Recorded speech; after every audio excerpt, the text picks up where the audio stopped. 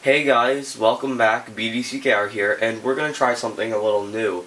With all the stuff that we've gotten, as far as alliance credits, gear, augmenting characters a little bit, we're gonna see how easy it is to run through the bronze only and silver only sections of Nightmare. So this will be the bronze only, and then we'll do a future follow-up video to this with the silver only. So it should be pretty easy, hopefully, and it'll just maybe showcase for some of the more experienced players, the players with more stuff in their collection, to make it worth their while to go all the way through the challenge, even potentially without resetting it. I think the biggest point will be, we spend a lot of time talking about how the crit damage and the crit boost, the crit chance augmentation and the crit damage boost augmentation are the most important augmentations of all.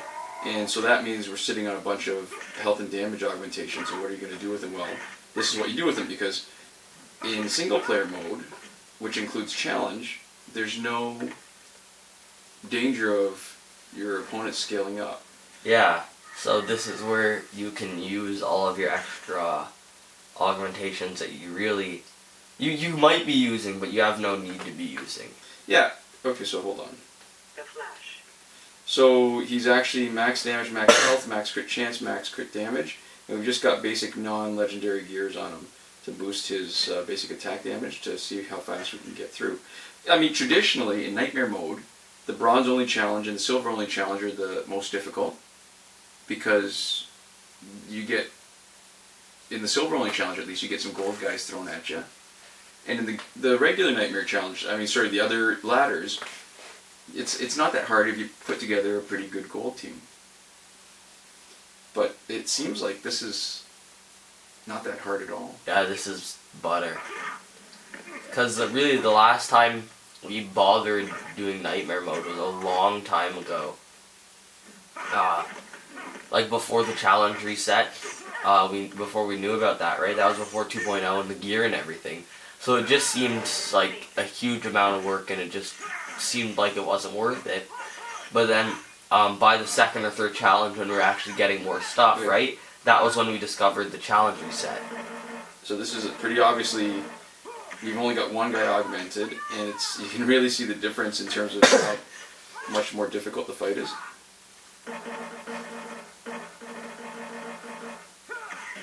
Go home, weakling. You can still quit, you know.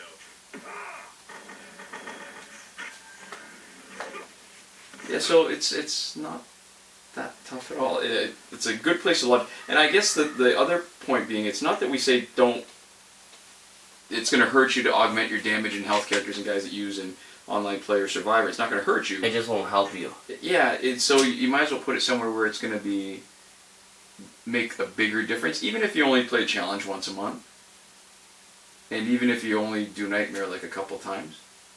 It's not a bad way to grind for credits. Yeah. Now that there's no credit glitch or power credit glitch that's working since the 2.8.0 update. Which makes things a lot harder.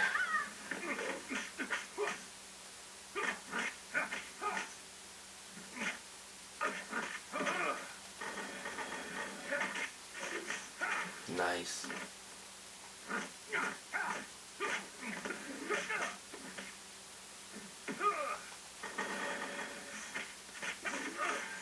Right, sideboard. Sideboard. He's the sideboard. And it really is a game changer, the augmentation, at least for single player mode. Yeah.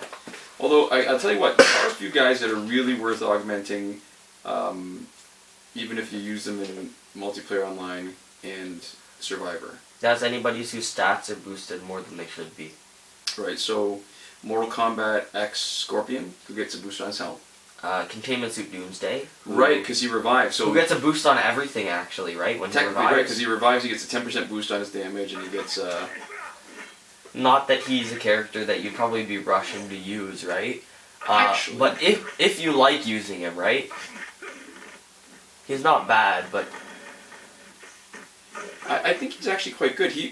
Honestly, he makes a really good tank, because Alright, so there's a few people in online play that are especially difficult. Not because they're hard to beat. Yeah. Yeah, but you have to plan against them. So he would be... Containment Suit Doomsday is perfect against Raven and against Killing Joke Joker. Oh, true, yeah, because if people are hitting you with a lot of high special, or high damage specials, it's better to have. Right, so even if they do special 3s, because now the artificial intelligence in online play is using the super special 3 a lot more often, then his revive is great, because no matter how much damage your special 3 does, he's still standing. Yeah. And he can deal with Raven, too. So that's a good point. Yeah, Containment Suit Doomsday is good. You talked about, you didn't talk about Arkham Origins Deathstroke. Oh, actually, you know, I got an idea for another team, and we've been running the Elseworld Flash, Regime Black Adam, and Regime Green Lantern team. I think Containment Suit Doomsday would be a good substitute for Black Adam, because he could be a damage sponge, the way Black Adam was with his passive. Yeah, that would make sense. And their stats are pretty close, so it wouldn't scale up our opponents. But the revives would mean that our stats are actually a little bit better. Effectively a lot more, yeah. Yeah. Alright, so maybe that's going to be the next team. Okay. It's a good way to showcase just how good, you know, Containment Suit Doomsday can really be in online play. Yeah, so I guess augments are always fine, sometimes good, and if you use them strategically, they can be great, is I guess the point that we're trying to make. Arkham Origins Deathstroke, now that I see Deathstroke, he'd be perfect for damage augmentation. Yeah, I said that, yeah. Yeah. Because he gets the extra 50%, right? Yeah. Or 50 what percent is it? 54, it's 7% per, or 8% per Elite. promotion, yeah. Yeah. So that's kind of cool. So the approach we took for who to augment among our bronzes were basically, we just picked somebody that we hardly use at all and just made them useful again. So that's why New 52 Flash, because compared to the regular Flash, stats are very similar. The base damage and the base health are about the same. Yeah. But his special 2 does way less damage, so we hardly ever use him for anything else. But when we're playing him in the Nightmare Challenge like this, his special 2 almost doesn't really matter at all. Because we're just going to be using his special 1 for the speed boost. If even that, right? If he's just... You can still quit, you know. You could. Good night, Green Lantern. Except the AI can't quit. Mm-hmm. That's an oversight. There's no surrender option. Yeah, and actually thanks to commenter, and I wish I'd written the name down. I wasn't even planning on saying this, but who mentioned that the last video with the team of Elseworld Flash, Black Adam, and Green Lantern was actually 298 gear score, not 398, so it's even better than it looks. Oh, it was 100 better, yeah. Yeah, no Which is pretty augmentations. significant. Yeah, it's funny. I mean, I guess there's probably a bigger audience for people who want to see the new gears and stuff, right? Yeah. But the old tried and true is still pretty darn good. Oh, no special 2s. Yeah, so glad to hear you're feeling a lot better now. Yeah. There's been a bunch of stuff going around lately. A lot of people sick. I wonder. It's thankfully it wasn't anything like the Black Plague. You could say that about the Black Plague too, right? A lot of people sick lately. Didn't turn out so well for them. Yeah.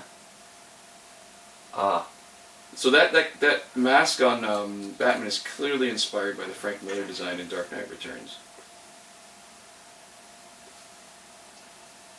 See, and we were talking about the stubble way back on Arkham Origins Batman. yeah, There's yeah. not a lot on his face. That's the weird part, right? When the new Dawn of Justice Batman, in the trailer, you can see the stubble on his face, right? Yeah. For Ben Affleck.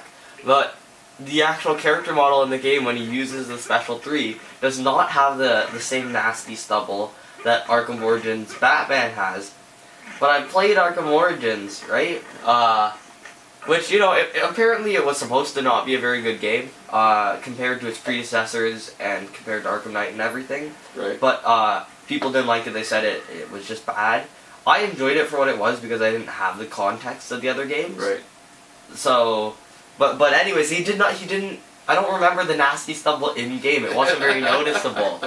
So really, Alright. Ben Affleck has more noticeable stubble, but less on his character model, and I think that means that they decided that it just looks awful. So what you're saying is that the game is not true to life. I think what I'm saying is that stubble looks awful on these character models. I don't know. Arkham Origins Batman looks pretty good. Yeah, it's just when he uses a special 3 and that one thing where he holds the batarang behind his head, right?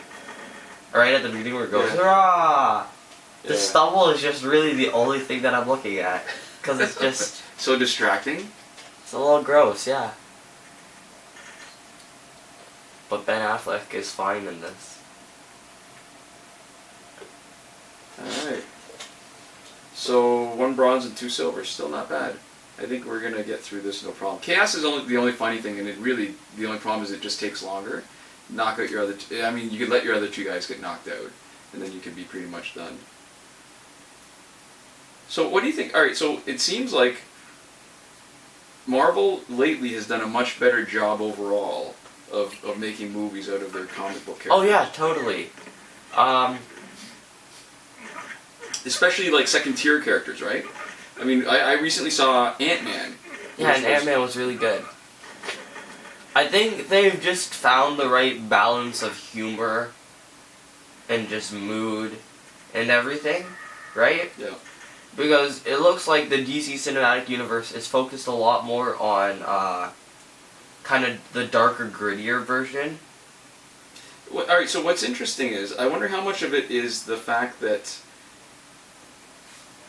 it can't be. I was thinking I could make the argument that it's because Marvel's really improved on their movies lately because they've taken control again from, instead of licensing out their characters to make movies, that they're actually doing it themselves in-house. But Warner Brothers owns DC. Isn't Warner Brothers making all the movies? I think so. So it really is that they've just got, I guess, they've had a better approach. It's not even that their library is any bigger, right? Because there's a huge, like you can look at the TV shows. DC's doing a pretty good job with but TV shows. I think it is. It's different creative visions, right? For the overarching universe, right?